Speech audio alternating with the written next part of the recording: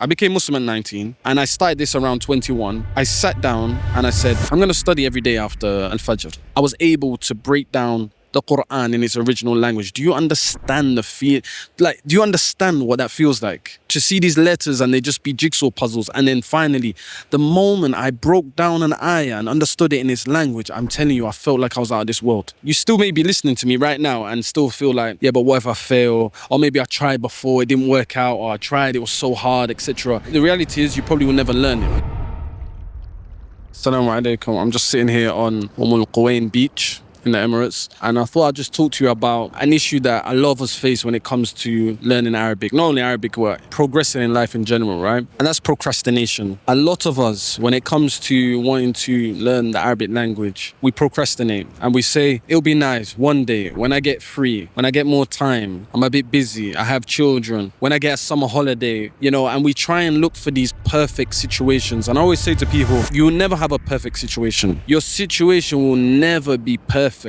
You just have a situation and you have to make the best out of that situation, right? You may think, oh, when I get more free, I'll learn Arabic. The reality is you may get even more busy. When you put these conditions before learning the Arabic language, the reality is you probably will never learn it. I remember coming across a story of an elderly woman and she memorized the Qur'an late. And what she did is she just memorized one verse a day. In the end, she got to the point where she memorized the whole Qur'an. And I was literally going through this the other day. I was like, I haven't memorized the Qur'an yet. And I started looking at all the time I wasted. And I was like, if I had just memorized 3 ayats a day, I would have memorized the Qur'an now. And I said to myself, the issue I was having is I was saying to myself, I need the perfect situation. I need to have this free time and, I'm busy, I'm working, studying at the same time, etc. The reality is, I definitely had half an hour in a day. You know what I mean? I can do that. So I started my hifz journey. And when I started seeing the progress, I was like, I could have done this all along. I could have done it all along. But I was just saying to myself, let me get into this perfect situation. Let me just get to the point where I'm not working and studying at the same time. I've got a lot on, etc. And you make all these excuses and we all do it, right? And the reality is we just have to make the best of our situation. Just move forward and take that step. Just like I just mentioned, we had a Muslimah, she's elderly. She just said, I'm just going to do an ayah a day. Where did she get to in the end? She memorized the whole Qur'an, right? And that's powerful. So just think about that, right? If you had took the step to learn the Arabic language and you said, I'm just going to study 20 minutes a day. No, forget an hour, forget 2 hours, just 20 minutes a day. Do you know where you would be right now? You will be breaking down the Qur'an and understanding. The only difference between myself and anyone who's watching this that hasn't learned Arabic, I just started. I became Muslim at 19 and I started this around 21. I sat down and I said, I'm going to study every day after Al-Fajr. And I didn't even have the best system. It's nothing like the system that we have in the Arabic proficiency program. The system we have and what we've built for many students, and links in the description, you can have a look at that, is a proven system that's helped so many Muslims master Arabic language. I had nothing like the system we have, right? I just had some videos. I was studying grammar, self-study. But I took that time out every day. Within 12 months, and it was actually less than 12 months, it was probably around 10, 11 months, I was able to break down the Qur'an in its original language. Do you understand the feel?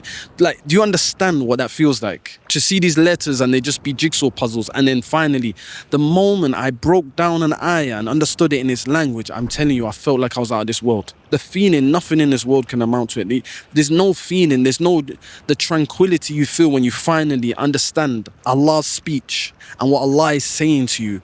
Nothing in this world can amount to it. And for many people watching this video, I may have become Muslim way after they started practicing. They may even be older than me. I just started and that's it. That's all I did was start. One thing I want to say in this video is that how many years do you want to let go? How many years do you want to pass while you're in this situation? It's not a nice feeling. I felt it for 2 years and I had enough. I was like, I can't do this. And I can't imagine what that's going to feel like for 10 years, 20 years, 30 years, 40 years. The feeling of just praying and not actually understanding a word you're saying. Like, we're not supposed to be in that situation. Allah subhanahu wa ta'ala wouldn't reveal a language that's impossible to learn. How many of us learn other languages? How many of us learn English, right? Some of our parents, they came from other countries and we picked up English and we picked up other languages. We studied other subjects that we don't even use today. Imagine just 12 months. Like, 12 months is not a long time. Even if we said 2 years of studying Arabic, it's not a long time out of your life. And like I said, 1 hour a day, consistently for a year. let's say 2 years, to dramatically change your relationship with Allah, to dramatically change your relationship with the Qur'an, that's an enormous ROI. That's an enormous return on investment. And the reality is, we all have time. We just waste it. You know, look at your phones. Look at how much time you scroll on social media. Look at how much time you spend traveling to get food or you know, to meet up with friends. And this life is going past fast. And our purpose in life wasn't just to walk around aimlessly. We have a purpose in life, and that's to worship Allah subhanahu wa ta'ala, to understand His book, to ponder over it, and to implement it. There's many reasons why someone may not start, right? And like I said, procrastination is a real thing. People procrastinate. So in this video, all I wanted to say is that if you're just consistent, and if you just take that step, that one little step, and remain consistent, the level you can get to is unimaginable. You still may be listening to me right now and still feel like, yeah, but what if I fail? Or maybe I tried before, it didn't work out, or I tried, it was so hard, etc. And fear of failing is one of the number one things that prevent people from starting. And in the next video, I'm going to talk about fear and how to overcome that, inshallah. If you're not already subscribed, make sure you subscribe, click the like, subscribe, all of that good stuff, inshallah. And we'll see you in the next video.